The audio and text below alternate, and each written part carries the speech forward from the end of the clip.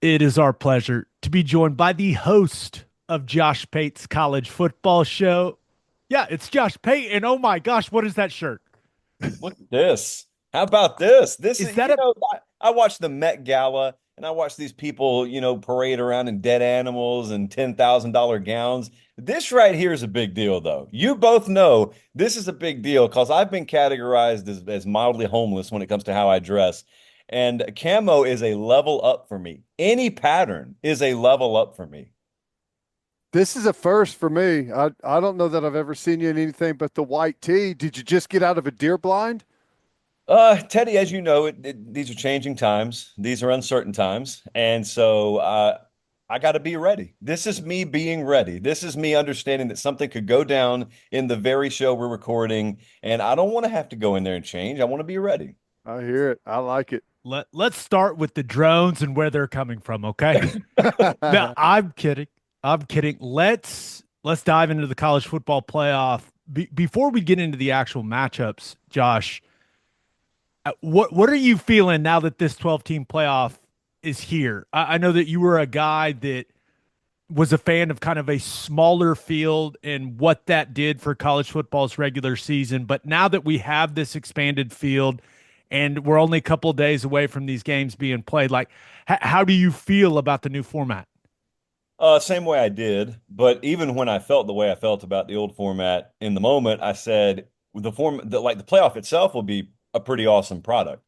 The collateral damage and whatever I think may or may not stem from it, that's another thing. But once you get to December, once the thing is in front of you, it'll be amazing. I do also think that you can't judge the product based on the results version 1.0 gives you.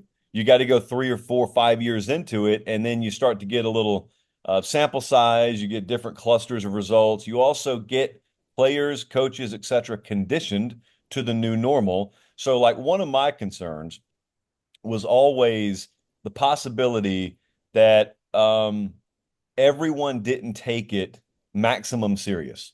And by that, I mean, right now, it would seem ludicrous that any starter would opt out of a playoff game, to go like prepare for the draft or something like that. We're not going to see that this cycle.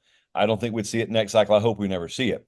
But the concept to me was always what happens down the road, not for like a 1 or a 2 seed, but what if we get several years into this and we learn that if you're the 11 or 12 seed, history has started to show us it's unlikely that you're going to make a run. What if I got a projected first round left tackle on one of those teams? What if I got a projected first round wide receiver on one of those teams and they opt out of a playoff game? That kind of shatters the whole thing, is my point. Once you've got it's kind of like when Fournette opted out of the bowl game, then a flood of opt outs came after that. When you see the first one do it, then it all of a sudden becomes normalized. It has been done before, and it's not nearly as big a shock to the senses.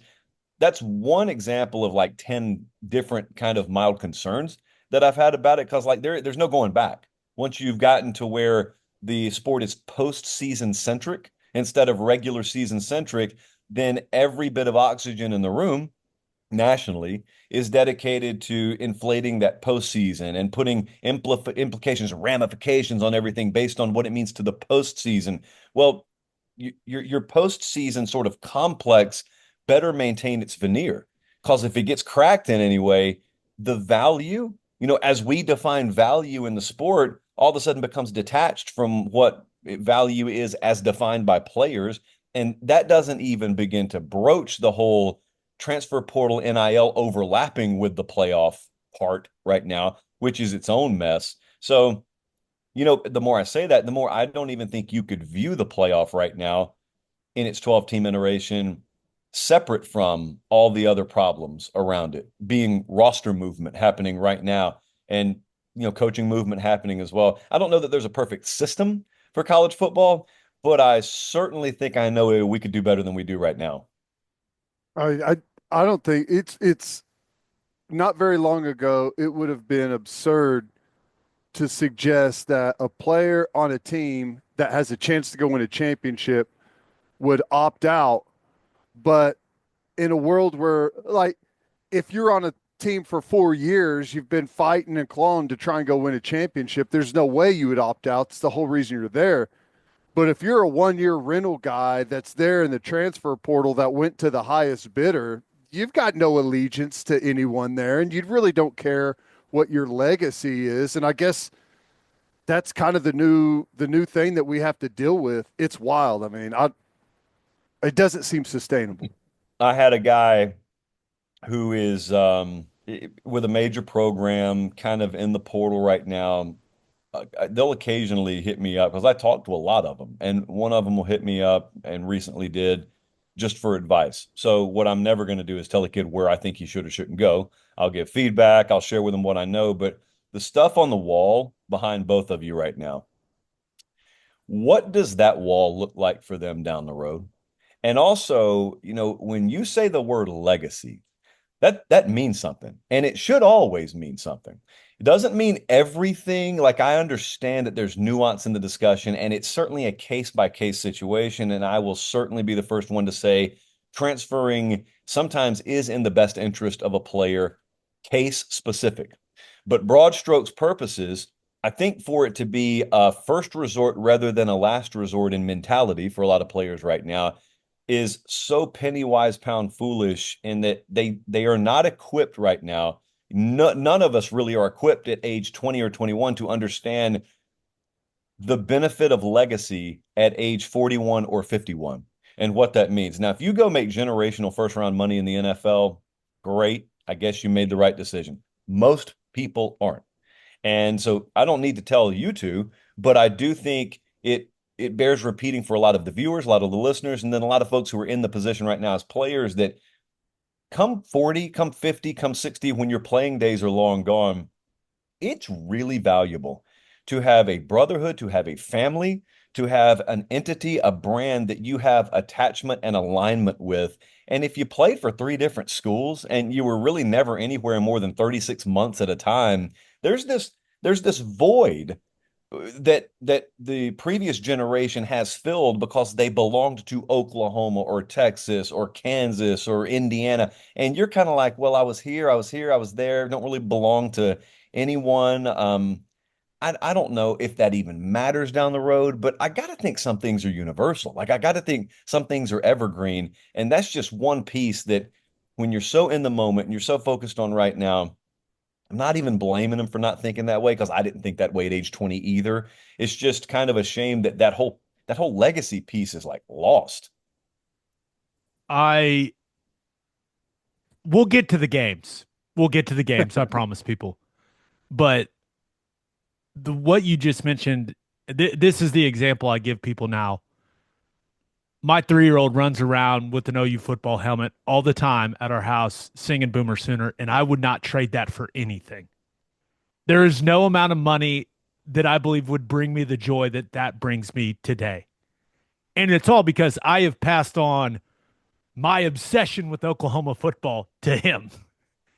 And it has everything to do with the fact that I grew up a fan and went and played there and got to live out a lifelong dream. And I just, there's a lot of guys with the current system and the way that it functions, Josh, they're not going to have what I have. And that makes me sad for them, because like it brings me an incredible amount of joy and fulfillment, So these guys that are playing 3 and some even 4 different places, I just don't know if they're going to have that place to call home down the line. You know what I mean? Yeah, and here's what's brutal about it. So I say a version of that to a lot of those guys. I just say, hey, I'm going to ask you to do something that's impossible. I'm going to ask you to hit the fast forward button 30 years. You're 50 years old. Imagine the advice 50-year-old you is giving to 20-year-old you. It's impossible. I know that, but I try and do that. But then I also, like, I think about the advice that is being given from people who you should know will never be in your life 30 years from now. A lot of the agency world is not worth what's on the bottom of your shoe right now. In college athletics, what is called an agent is pathetic. And you got a lot of people who are very opportunistic. This is a tale as old as time. It just happens to exist in college athletics right now.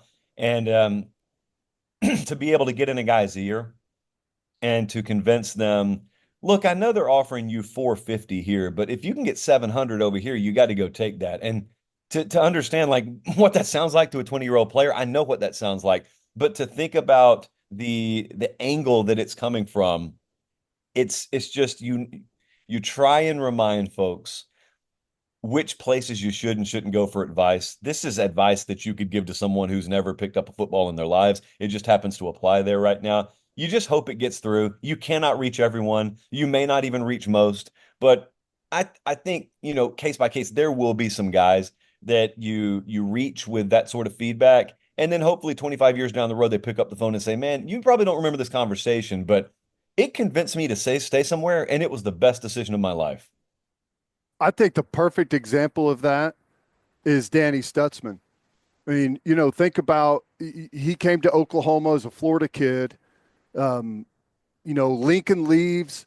He has a chance. There was a lot of turnover during that. He had a chance to leave. I think he thought about that. He stuck it out, had a chance to leave last year and go to the NFL draft and stuck it out. And he was on a bunch of forgettable teams in the grand scheme of Oklahoma football. But that dude is going to be remembered forever. I mean, he's going to be an icon at Oklahoma. And like the other thing is you can see you could have predicted this all happening by watching Little League sports. I mean, used to you went and signed up on a team, you stayed on the team, whether you were good or bad. You stuck it out. And now you see kids, parents taking them to the better team. Like, we're off of this team, we're moving to that team and moving around. And it's no shock that it has continued. Yeah, the other thing you got to be careful of is you could be making sound points and also sound like the old dude yelling at clouds, which is just this thing that exists. And anytime there's a person twice your age really railing against something, it automatically becomes old guy yelling at clouds. I remember one of the things when I was very, very young, I don't know why I was this way, but the one thing, fortunately, I did learn pretty early on is when a bunch of folks older than me are aligning on a point, even if I don't agree with them, I'd probably need to shut up and just listen for a second because they've lived twice as long as I have. And in this case, they've lived twice as long as I have, and they've played the game I'm playing currently. So they've learned the lessons. They've lived the life that I'm in the process of living, even if I don't agree with them. Man, it may help to get this perspective. Man, they've already gone down the road that's still in front of me. They may have seen some things or experienced some things that would be valuable to me. Again, just a little caveat there to add into the conversation. Can you imagine if we all listened to the people that tried to tell us all along, all these little nuggets that they drop? Humanity would be so far ahead of where we are right now. We've all got to go learn it on our own, though. That's just how it is, I guess. I don't even know how we got to this point of this conversation. This is what makes Josh Pate the best, though. Have we pressed record? Has anyone confirmed that we've even started? I feel like the intention was to preview the playoff, and now we've really gone down into a philosophical conversation. It's good. It's why you're the best, man. It's why you're the best. Let's get to the games. Let's start with the Friday nighter. Indiana at Notre Dame. Notre Dame is 7-point favorite.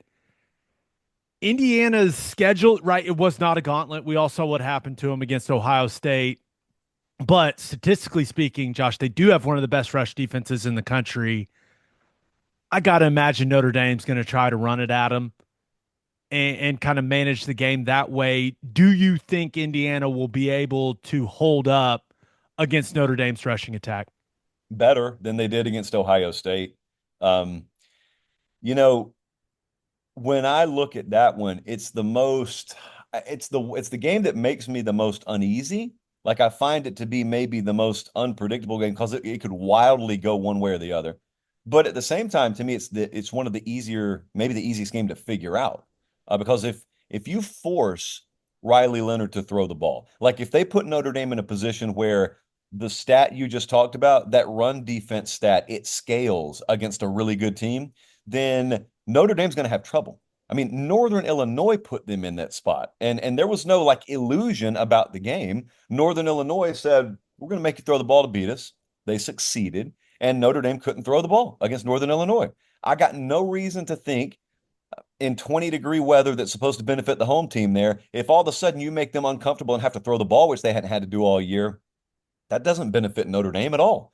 So if that happens, we'll probably learn that very early in the game. If that starts happening, it's game on, maybe even advantage Indiana at that point. The other thing is, I really wonder to what degree of pressure that Rourke will be under. Because Ohio State, when they played him, that first drive, Indiana goes right down the field, a couple of PIs called on Ohio State. They score. Some very, very stupid people, including this one right here, sits there and does something you should never do. I tweeted during a game, and I said, man, that pucker factor's got to be rising pretty quickly in Columbus because that looked easy. I mean, unless they get more pressure during the day, blah, blah, blah. Well, they proceeded to assault that quarterback the rest of the day. So if Notre Dame does that and they get to Rourke, then and they can run the ball like very quickly, that becomes 30-6 Notre Dame. The one so those are the two things that I wonder about. And the other thing is I have something I call the freeze point in college football. It would be like if you guys are playing at OU and let's say you play Texas Southern or somebody like that in non-conference play, and they've got a stat profile that's incredible because they've gotten fat on FCS competition all year. If they've got the number one run defense in FCS and you play them, you don't care because you're Oklahoma. So you're going to run the ball on them. And you'll probably be successful doing that. This is a situation where there's a much more respectable stat profile because Indiana's compiled it against FBS competition. But at the same time, Ohio State looked at that stat profile when they played him and said, yeah, we know what the numbers say, but here's the thing. They haven't played anyone like us all year. So we're just going to go about our business the way we do it. And they did, and they dusted them. Notre Dame will look at it the same way, think the same thing, and they'll go about it the same way. The reason I call it a freeze point is there is a certain minimum level that you have to be able to reach to compete against the big boys. And if you don't reach it, it doesn't matter. It's no different than water. If it's 36 all day, it won't freeze. If it's 35 all day, it won't freeze. If it gets to 32.4 degrees, that's when we can start talking about how long it'll take to freeze. But you got to be at that point. So like your run defense, no matter what this piece of paper says, it's got to be at a certain point or else you're done, and they'll run it 53 times if they have to beat you. But if you start keeping them under 3 yards per carry early on, then it makes them throw. Then all of a sudden the game gets a little wonky. I went Notre Dame in this game. Look at my hand shaking a little bit. I don't have supreme confidence in that. And the thing about it is, I don't ever want to have confidence picking against Cignetti because that's the kind of guy that remembers 12 years later if you picked against him. Yeah, I think that's definitely true. And I was going to ask you, just kind of, thinking about that game, a lot of times whenever it's close and you're not really sure, a lot of people go coach and quarterback, right? Who's got the best coach? Who's got the best quarterback? And in this one, I think that's interesting. But I started looking at the bracket and I'm thinking, who's the best quarterback in this bunch? I mean, statistically, you can look at Dylan Gabriel, but I mean, I'm talking like overall. Am I crazy, or is quarterback pretty weak in this 12-team playoff, considering what we've seen in college football over, however many previous years? It doesn't feel like there's a future like NFL star out of this group. Now, that could be wrong, but as you just kind of look at it right now, I think it's a really interesting 12 teams. Yeah, you know who it should have been is Carson Beck. If he plays at his max potential, it should have been him with Georgia. And number one, he wasn't that consistently all year. Number two, he's hurt. The one it could be that could make you think in retrospect, I should have seen this coming, would be a Drew Aller at Penn State. He hasn't been that for a consistent stretch in his career yet. Nico Iamaleava with Tennessee, he hasn't been that for a long stretch in his career. But if you think about guys with the tools, guys who are physically capable of being that, it wouldn't be the craziest concept in the world to me, Teddy, that the 12-team playoff ends up showing us that something akin to what happens in baseball could happen in football. In Major League Baseball, it's just who gets hot at the very end. In college football, especially like you said, if you've got a landscape of the playoff that's not littered with future Sunday talent at the quarterback position, a guy who has the tools, if it just comes together at the right time, could end up leading his team to a championship. Like Drew Aller, that second half against Oregon, that dude went off. They had 200-yard rushers against Oregon, and he went off and probably played the best half of football he's played all year. That's the last half we saw him play. So if that stuff starts to come together, and he's certainly got a superstar tight end he can throw to, a couple of their wide receivers started to step up. Maybe it's not Gabriel, maybe it's like a Drew Aller, maybe it's a Nico Yamaliava, but maybe like we're talking about here, maybe it's Curtis Rourke. That entire half of the bracket, by the way, is very favorable because if you've got a hot quarterback, if you tell me any one of those teams gets ultra hot at quarterback, I'm telling you they've got a path to the actual national championship game. Looking at the SMU Penn State game, do you think Penn State's offense found something in that Oregon loss? I think so. But as we know, sometimes trailing a team forces you to be a different version of yourself. Now, sometimes you try and be that version of yourself and it's not there and you get beat by 35. Or you try and find a different version of yourself and it is there and you couldn't quite keep up. But what was it, 45-37 or something like that was the final. If you told me at the beginning of that morning, that Saturday morning, Penn State's going to hang 37 today, 200-yard rushers, Aller's going to throw for three, whatever he threw for. I'm thinking, wow, James Franklin just won the biggest game of his career, maybe. It wasn't enough because Oregon's that good, but they're not playing Oregon. They're playing SMU, and they actually are facing a team in SMU that's pretty good pressuring the quarterback. Very, very sneaky good. I don't think a lot of people watch them all year. And then the only vision they have in their head is, well, Clemson got up big early on them. SMU can pressure the quarterback. So I think not only do I hope Penn State's offense found something, but Aller in the pocket, like his ability to kind of Roethlisberger it a little bit, to just kind of subtly move in the pocket, buy a second here, buy a fraction of a second there. To me, that is the difference in them getting upset in the first round and them doing what we were just talking about and kind of clicking into place offensively and making a little bit of a run. Because if I'm Penn State, I mean, just be real with yourself. What you have been over the past several years is pretty solid. It's not good enough to win a championship. In no year is typical Penn State good enough to win a championship. So that's not very much incentive to try and be your typical self. You stay true to your principles, but if you did what you just did in the Big Ten championship game, I got to imagine you bottle that up and you know our only shot to really win one is if we redline it here. We push the pedal all the way down, and you got to accept when you do that, it is a little higher risk, higher reward. But the reward you're chasing is one that you'll never come close to if you do it the other way. So I think the answer to your question is yes. I think it sets up very well for them. They will not face a comparable roster to theirs until the third round, really, if they get that far. So if it implodes on them, that's on them. It is interesting that, Penn State, the makeup of their football team and kind of how they've operated, you wouldn't say it's good enough to win a championship in what we're used to, where it's one game format against like these super high end teams. But in a 12-team playoff where it's almost a war of attrition to some degree, it almost feels like they may be a little bit better suited. I don't know. It's interesting. But another one is Clemson, Texas. And it's hard to know if watching Texas against Georgia makes you feel like there's some real weakness there. I know their defense is really legit. Offensively, I don't think they're nearly as explosive as what I expected and maybe other people expected. Is there a chance that Clemson, shows up prepared to play and puts them in a tough situation late? I think it's a horrible matchup for Clemson. If they do, I mean, it'd be embarrassing for Texas. I'm just going to tell you, I don't think very highly of this Clemson team. They're horrific defensively and giving up explosives, which goes back to what you just said. Texas hasn't generated them. If you don't generate explosive plays versus this Clemson defense, that's on you. To me, also, I'm never going to sit here and question Steve Sarkisian's ability to call a game offensively. I think the world of that guy and his ability to do that. But if I just watched what I couldn't do against Georgia, and I've seen what I've lacked all year. And I know I got Arch Manning sitting over there that I think can give my offense a different gear, a different element.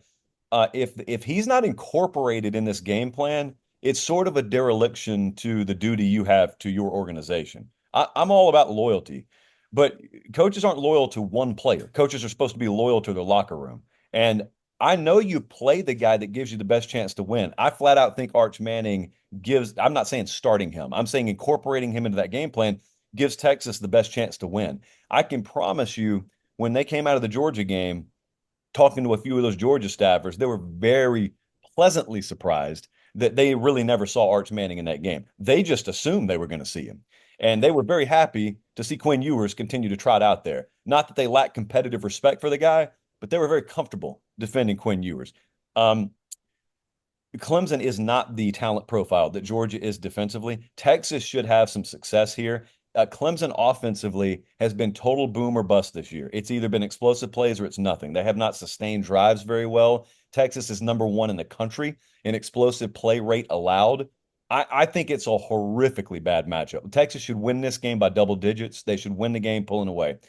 I've thought that a few times this year about them, and it's ended up being a pretty compressed game because offensively they didn't have the gear that you and I may have, all three of us thought they would have. Now they've still won because defensively they're good enough, but Clemson does have a top 5 turnover profile, so that's the kind of game, that's the kind of thing in like a compressed game where Texas doesn't pull away, fewer possessions, ton of variance that could overturn this game. But if the game's played straight up, I see very little path for Clemson to win this. It's Texas is interesting offensively for me because we knew the running back situation coming into the year with the injuries in camp, but Wisner has turned out to be a dude for them.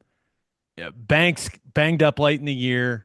We'll see what it looks like for him in this game against Clemson. But is it just me, or does it feel like Quinn Ewers is what's holding them back offensively? That's just how it feels to me. I don't think you're wrong. I think a lot of I feel that. I feel that. And then, I think a lot of Texas folks realize that. But there are some holdouts who I completely respect. I mean, they're just very, very big supporters of the program, and they bristle at the idea that anything about the team would get called out. And you got to be nuanced with how you're doing it. You're not saying he's terrible. You're not saying he's trash and he sucks. What you're saying is you're holding this team to the standard of what their potential is, which is championship.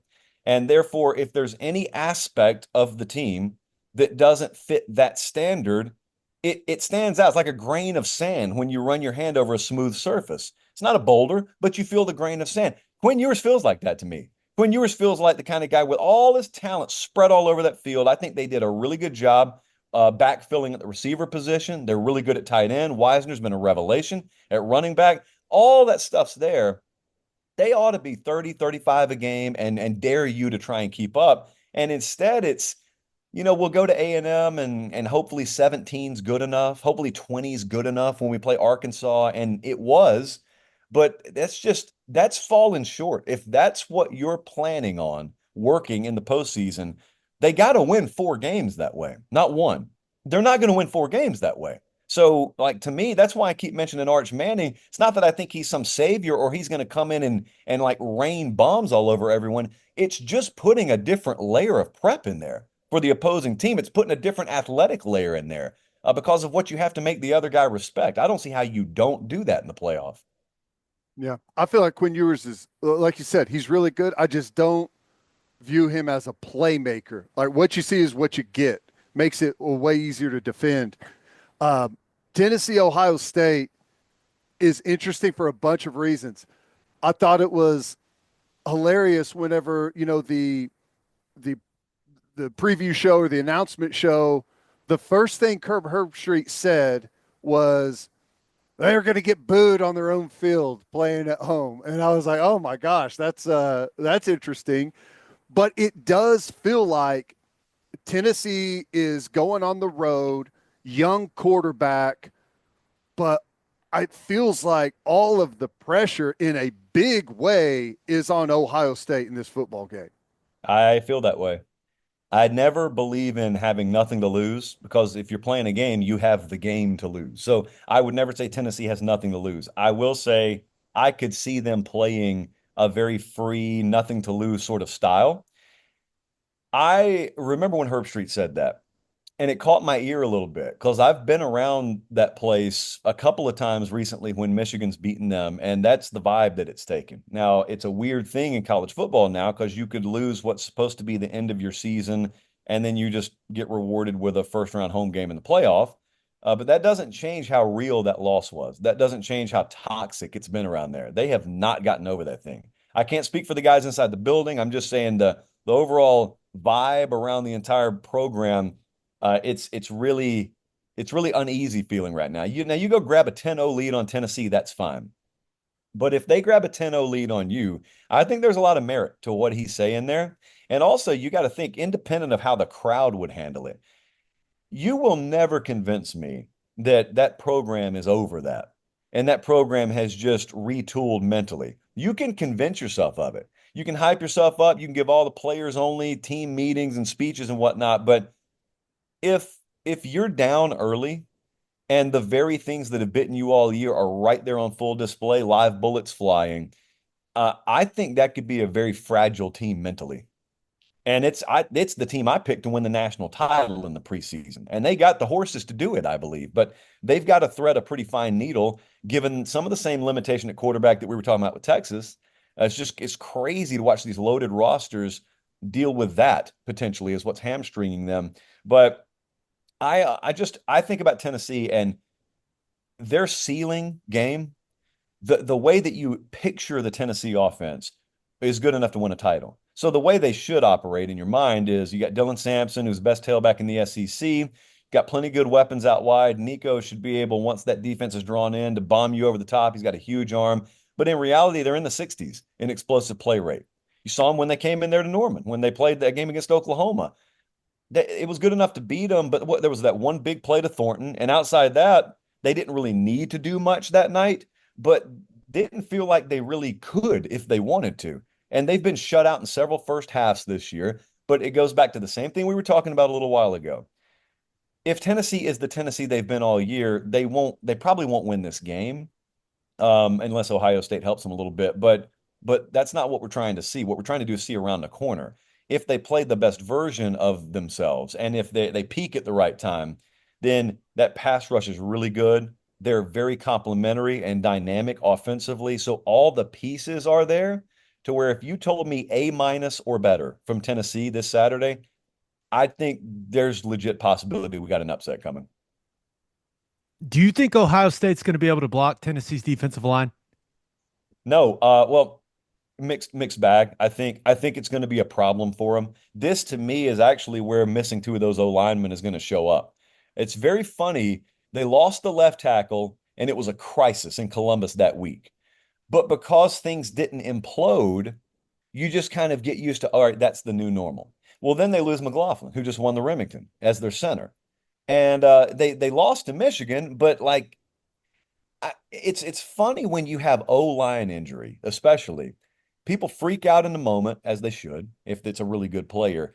But then the further removed you get from it, the more you just kind of recondition your mind to go back to whatever your default was. You can't go back. You're probably missing your two best linemen off of what was already, relatively speaking, the weak link of this team. Relatively speaking, again. And you got to ask yourself, who have you faced? Well, you faced Michigan, who has two first-round guys on the interior, and they stoned you. You could not move the ball against them. Well, this is a little different challenge. Tennessee's very deep and can rotate at defensive tackle, but they can get after you in the pass rush more than Michigan could. And so it's probably, man, again, I keep talking about these first quarters. The game's not won there, but the game sort of starts to reveal itself there. And I was listening to Chip Kelly and that offensive staff say, hey, man, we've watched the Michigan game 15 times. We've broken it down. We know what happened. We won't let it happen again. Okay. Well, then the game starts. Then they put the ball down. And we really find out like how much action is behind those words. I'm sure they believe it. I don't doubt any of it. But the thing about it is Tennessee gets to game plan too. Tennessee gets to play too. And that's a pretty good team over there. So no, I think they'll struggle all afternoon with both aspects, with run blocking and with Tennessee's pass rush. Sounds like a take the under situation. Yeah. I hadn't thought about it until, we started talking about Ohio State, but I look at this first round and there's 4 teams that are coming in that lost their last game. Yeah. Texas, Ohio State, both SMU and Penn State. Is that a factor, do you think, for teams to, I mean, it's not the NFL where teams are kind of a little more used to losing. Like you go into a season, you take some losses, it's almost expected. In college football, it's not nearly as expected, and a loss hits way harder. Is that a factor at all? I don't know. I mean, being the first iteration of this, I just don't know. I think at the end, we will look back and we will say, I should have seen this coming, or I should have seen that coming. I could easily see that being a situation where it could go either way, Teddy. It could be the teams that lost their last game, they end up, coming out flat, and they're like Clemson, for example, or not Clemson, Clemson's a bad example, but like any of the teams you mentioned there, they could come out flat, and you could say, man, as it turns out, their season was kind of done after the last game. It could be inverted. It could be they come out on fire, and you could find out, wow, you need to bet on teams that lost their last game going into this playoff, because the playoff gives them a second chance at life that the previous version of the sport didn't give them. I just don't know which way to take it. It's kind of like in the past when you would win a bowl game and everyone would say, oh, that gave us such momentum going into the offseason. The bowl game didn't really matter all that much. Like, it's so anecdotal. If you're great the next year, if your spring prep is great, okay, we'll attribute it to the bowl. We've seen teams get gutted. We've seen teams be terrible after winning a bowl game too. So I think it may be conditional, but I think it plays a factor. I just don't know how to broadly apply it across the entire playoff field. It'll be interesting to see what this format looks like next year, because it feels a little goofy that Boise State and Arizona State have a bye. Let's just be real. So? It feels off. Hey, you want to be college football's commissioner, fix it. How are you fixing it? Also fix the portal window too while you're at it, Pate. Come on. Fix all the problems. Yeah, the thing with the portal window is anytime you bring it up, everyone tells you, well, we can't fix it because of the academic calendar and this. They basically explain why the mess is there. But I think we all know it will eventually get righted. Like, it will not just continue to look exactly like it does now. So if we are in 2028 and it's been fixed and the portal window isn't the same as it was, my question is, well, if it's going to get fixed, that means it's always been capable of getting fixed. That means the excuse right now is garbage. And so why not fix it right now? Well, the answer is, who's fixing it? The answer is, where do you look? Like if we were talking about the Buffalo Bills versus the Chiefs right now, if we were talking about the imbalance in AFC North scheduling, we would be able to say, all right, the league office needs to do something. Roger Goodell and his people need to do something. I don't know who that is in college football. I don't know who you look to have their hands on the wheel in college athletics. And also, candidly, these folks are too busy worried about themselves right now and worried about the future makeup and how many teams they're going to have in their conferences and whatnot, and what their media rights rev share is, to even pay passing mind to how discombobulated the December calendar is. I almost think they look at it as, since ratings are high right now and since revenues are high right now, that means we're making good decisions right now. In reality, your success, both monetarily and viewership wise, is well downstream of the decisions you make. The only reason this sport's ultra popular right now is because halfway decent decisions were made 20 years ago. And college football period in this country has a ton of equity built up in it. We all love it. You could be making horrific decisions right now and still be reaping the benefit of folks who came before you. I don't necessarily think that I would say the decisions being made right now are best for the long-term interest of the sport. So what I would do is I would force action one way or the other. If you're telling me that the future may be an employment model, I may hate that, but get there if that's where we're going. Okay, because then it affords me the opportunity to detach ourselves from using the academic calendar as an excuse for the calendar to suck overall. If we're not going that way, well, then you've got to be telling me, okay, legislatively, we're about to get Congress involved. Again, sounds like it sucks. But if that's the way you're going, go that way. It seems like there have been conferences and town halls and interviews for years now, and everyone just keeps saying, well, this is coming. This is coming. Then make it happen would be, my first question. If you don't have the folks in the room to make it happen, then get the folks in the room that can make it happen. And as for the playoff format, I never wanted to expand the thing. But if we expanded the thing, just expand the thing to whatever size you want the field to be, and then give me my best, whatever number that is, and let's go. There is no, to me, some people disagree with me on this, there is no reputable model that guarantees a spot for anyone. That counts the SEC. If the SEC sucks, they ought to get 1 or 2 teams in max. If they're great, they ought to get 6 or 7 teams in max. Once we get to the postseason, I do not care about conference affiliation. To me, those are imaginary lines on a map to me. Once we get to the postseason, just give me the best teams and put them in there. Of course, when you say that, people treat you like you're 5 and they go, "No, Josh, there's more to it than that." But there's really not. There's more to it than that because of self-interest, not because of what's best to crown a national champion.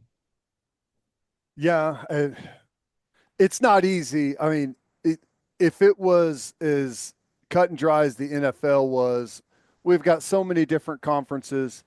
The level of play between the top team and the bottom team in this level of college football is absurd. But you do have currently, and it is weird to try and fix something before we've even had the first iteration of it, as you've said. But, you got the Arizona and Boise State, got the byes. Some people are upset by that. But is there, under the current format, even a way to fix that? Does it need to be fixed? I mean, if you're playing an extra game in a conference championship and you win it, I mean, I almost think that it's unavoidable to some degree with the format that we have. Yeah, I don't mind you having guaranteed spots at the table for conference champs. It just attaching an auto buy to the top 4 ranked conference champs is very counterintuitive to me. I think it really derives from the resistance to reality. It's a good podcast name, actually. The resistance to reality. Story of my life. I would love to cling to the past here because my ideal utopian world in college football is the conferences are much smaller. They're all roughly comparable, like Pac-10, SEC, comparable, ACC, Southwest Conference, whatever. They're very comparable. That is not the world we live in anymore. But people kind of want to still cling to it. And what I mean by that is when it comes time to field a postseason field, they kind of want to treat all conference champs as not equal, but comparable. Well, they won this conference and they won that conference, so that we should treat them all, we should batch them up and treat them all the same. You shouldn't. You talked about the gap between the best and the worst team in college football. Of course, that's wide. I think you got to talk about the gap between the conferences because that's the schedule you're playing. You're playing 8 or 9 games against a conference schedule, a league schedule. And to look at the Mountain West and to look at the SEC, even in what was a down year for the SEC, I'm going to play 6 games tougher than the toughest game Boise played all year. The only test, relatively speaking, that Boise was able to get themselves was going to play Oregon. And that they had to do that out of conference. And they lost the game competitively, but they lost the game. You will never convince me that strength of schedule is measured properly in this sport. And then you've still got a bunch of people at the end of the day who will never divorce themselves from the idea that you are what your record says you are. Because in pro sports, that's true. In college football, that is not true. I could go 8-4 in the SEC, and if I played Florida's schedule, I may still have a more impressive win than your most impressive win if you go 11-1 or 12-0 in the Mountain West, which is absurd. But all that tells you is there is a different level of football being played. Now, the common sense move would be to acknowledge that and to not hate on Boise or not hate on UNLV or anything. The common sense approach would be, you guys ought to have your own playoff, really. There ought to be a line well before 134 teams, and you ought to commonsensically say, you guys are working with a fraction of the resources and facilities. Your donor budget is a fraction of the big boys. It's absurd to think that New Mexico State and Alabama are playing the same sport. why don't we get you guys your own playoff? And if you want a promotion and relegation system, whatever, but you ought to be playing in your own playoff. You say that, and they bristle at it, and they think it's a shot at them, and they think it's disrespectful to them, and you're trying to box us out. You're already boxed out. Well, And the other the thing I'll say though is the other dynamic that we have here that you don't in professional sports is the reason they don't want that is because they become tier two schools, correct. and it's all about getting kids into their school for tuition. Yeah. Is what it's all about. That's why they want to. There's 130, and they're fighting to be into that crowd. Is about tuition, not really about wins. They don't think they can win a championship. That's right. So it's about a financial umbilical cord, really is what it's about. It's the same thing with the conference game. That's correct. That's it. It's money. So my question, if I'm working the commissioner angle here, is we've always heard these whispers about private money, private equity getting into college football, but it's always, are they going to align with this major conference or this major program? To me, if I'm running like Gabe Ikard Enterprises and I've got a multi-billion dollar war chest, this is very figurative, and I got a multi-billion dollar war chest over here, to me, if I did a healthy assessment of the landscape of college football, that would be my entry point. I would look at the G5 level and I would say, why don't these people have a playoff? And then Teddy would come in and say, well, they've got to maintain the illusion that they're playing in the same league as 134 other teams, because there's a financial umbilical cord there that they have to have. They have to be subsidized. And then my question would be, but what if they were subsidized through other means? Would they need that anymore? And the answer would be no. Well, tell us your plan. Well, my plan is for private equity to bankroll that level of football, to create a self-sustaining playoff for that level of football. And again, I am not crazy about the whole private equity angle inserting itself into college football. All I'm trying to do is call it like I see it, and it looks like that's going to happen anyway. So if it's going to happen, can we please not accomplish something meaningful for just normal college football fans in the process? I'm workshopping this. That'll be in the inaugural speech. That's something I'm workshopping. You have my vote. You have my vote, Pate. And I can't believe all the things that we have covered. I mean, this was just supposed to be, hey, tell me who you think's going to win this weekend. And look at, I should have known. I should have known that you would have it would have gone down just multiple. Read the text. So Ikard texted me this morning and he says, and I quote, man, I've got a lot of texts. I can't even find you anymore. Oh yeah. He says, pumped to have you on this morning. And I said, frankly, you should be. I knew we had a lot to talk about. I knew we could go another hour if we wanted to. You're the man. Just to recap, and we're talking strictly winners, not against the spread. You like Notre Dame? Yes. Penn State? Yes. Texas? Yep. And then you're going to be in Columbus. Yeah. I'm going to Ohio State. I'm nervous about it. I think Tennessee's going to cover, and the number's 7.5. So obviously, I think very close one possession game decided fourth quarter. And if it goes bad for Ohio State, anything's on the table. Doesn't matter how ludicrous it sounds. Doesn't matter how good Ryan Day's record is. It's that uneasy up there right now, to where you also got to think you can't do this in a vacuum anymore. You've got to understand, I was up in that building this past spring, sat down with Ryan, sat down with all their coaches, sat down with Ross Bjork. He had just walked in the door as the new AD. They emphasized how all in they were on 2024. If it doesn't work in 2024, what you have is you've got maybe the inability to go back to the same people that you asked to be all in for 2024 and have them be all in again. Because they're going to look at you and say, we spent that much money for what, another loss to Michigan? Like, until something changes, you're not getting that from me. That stuff can happen. Even at Ohio State, that stuff can happen. Feels like they better start the game fast too. Yeah, right? It feels that way. Sure does feel that way. I assume you're going to be bundled up. Got to stay warm, man. We're too old to be cold anymore. All the tough guy stuff, leave it off to the side. Just wear the appropriate amount of layers. I may go to the press box for this game. You will never respect me less than if you see me Saturday. I stays off me Saturday. Appreciate all this time, man. You're the best. before you get out of here, probably won't have you on until the season's over, and then we'll have our deep philosophical discussion in the off season and solve all of the problems in college football. But who do you like to win it all at the end of the day, this thing? All right. So I've got a theory that Georgia's going to be okay without Carson Beck. And I've got a theory that that is not a quarterback centric team. So when you lose Carson Beck, it's a bad thing. But I think we may have talked about this on the show before. If you've ever been in a really good culture locker room and you lose someone and you got a bunch of talented dudes in that locker room, there is a galvanization that happens. There is a collective understanding that we've got to pick up the slack to the point where if you're as talented as Georgia, every position group and room buying into the idea of picking up the slack could end up in the aggregate elevating your level of play above that which you were playing at earlier. And if that happens, they're going to go win the national championship because the draw that they would get in the final is either Oregon or Texas.